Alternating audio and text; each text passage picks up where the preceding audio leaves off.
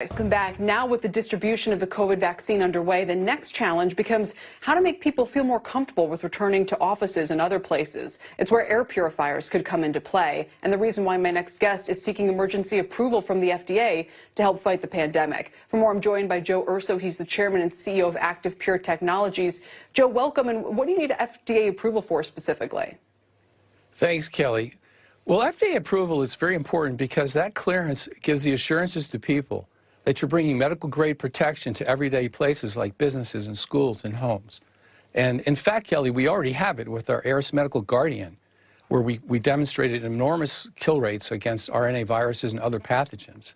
And we're now bringing it to the FDA to approve us for our specific tests on the SARS-CoV-2 virus, both in the air and on surfaces. I'm reading your client list already is impressive. If it includes the Cleveland Clinic, MLB, universities, Mississippi State, state capitol buildings. So it would seem like word's getting around regardless, right? Well, it is slowly, but I'd say we're just scratching the surface on it. And there's a lot more work to do to try to help people get back to life as we know it.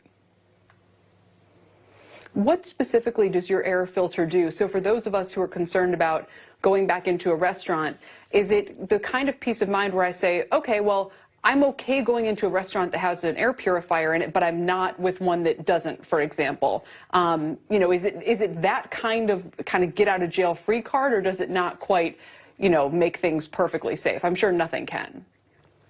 Well, let's say this, it complements other solutions but in a material way. We recently got our test results back from the University of Texas Medical Lab, where we killed 99.9%, more than that actually, of the SARS-CoV-2 virus that was nebulized at over 10 million particles per milliliter. We killed them in just 3 minutes. And that kind of protection, that kind of real-time protection that basically attacks the virus at its source, literally as it's coming out of your mouth, creates an enormous safety net. And while nothing's perfect, God help you if someone should cough in your face or something like that, it could be problematic, but it would make a material difference in giving peace of mind to help businesses reopen. But do you think if this were widely deployed, that would actually go a long way towards getting us back to normal, no matter what's happening with vaccines and so forth? Well, I do. I really do. And I think what we're seeing, Kelly, right now, and working with government agencies and other major businesses, is that this type of solution has become almost an expected level of protection for patrons and their employees. So I do believe that this technology will, in fact, become ubiquitous over time, as people become more aware of, as we are now, of the risks that we have from airborne pathogenic diseases. I know, I'm thinking, you know what, maybe we should get one in our house. Look on your website.